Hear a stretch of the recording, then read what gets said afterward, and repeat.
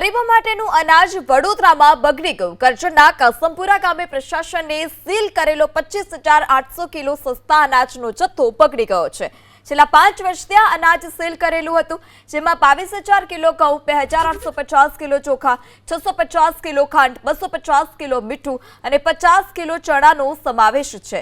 આ અનાજ અંદાજે કોરોના કાળ સમયે સીલ કરવામાં આવ્યું હતું અને જે અનાજનો જથ્થો હવે બગડી જતા સ્થાનિકો પણ પરેશાન છે। સ્થાનિકોની ફરિયાદ અનુસાર આસપાસના વિસ્તારમાં દુર્ગંધ ફેલાય છે અને અનેક જીવાતોનો ઉપદ્રવ પણ વધ્યો છે। રોગચાળો ફેલાવાનો પણ ભય છે।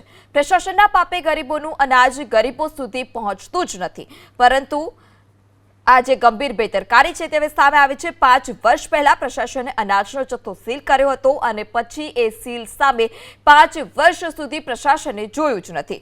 ભ્રષ્ટાચારને ડામવા જતા પ્રશાસને કેટલાક ઊંધો શિષ્ટાચાર કર્યો હોય તેનું આ ઉત્તમ ઉદાહરણ।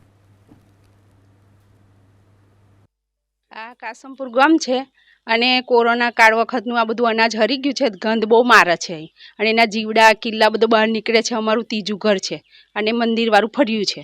આ બધું અહીંથી વહેલી તકે બધું ખહેડી લે એટલું માંગ છે અમારી।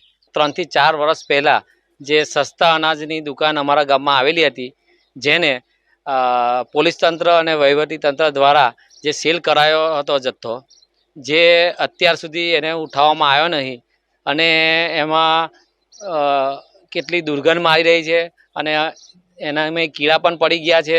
ત્યાં મંદિરવાળા ફળિયામાં એટલી દુર્ગંધ આવે છે કે જેનાથી લોકો હેરાન પરેશાન છે। એટલે માટે મારે વહીવટી તંત્રને એટલી વિનંતી છે કે વહેલી તકે એનો નિકાલ કરે અને જો આ વસ્તુમાં પંચાયત એને હટાવી શકતી હોત તો આજે હમણાં જ મેં એને હટાવી દીધો હોત, પણ આ ઓથોરિટી પંચાયતને છે નહીં। એટલે મારે વહીવટી તંત્રને એટલી વિનંતી છે કે વહેલી તકે આ જથ્થાને દૂર કરે અને ત્યાં સાફ સફાઈ કરાવડાવે એવી મારી નમ્ર વિનંતી છે।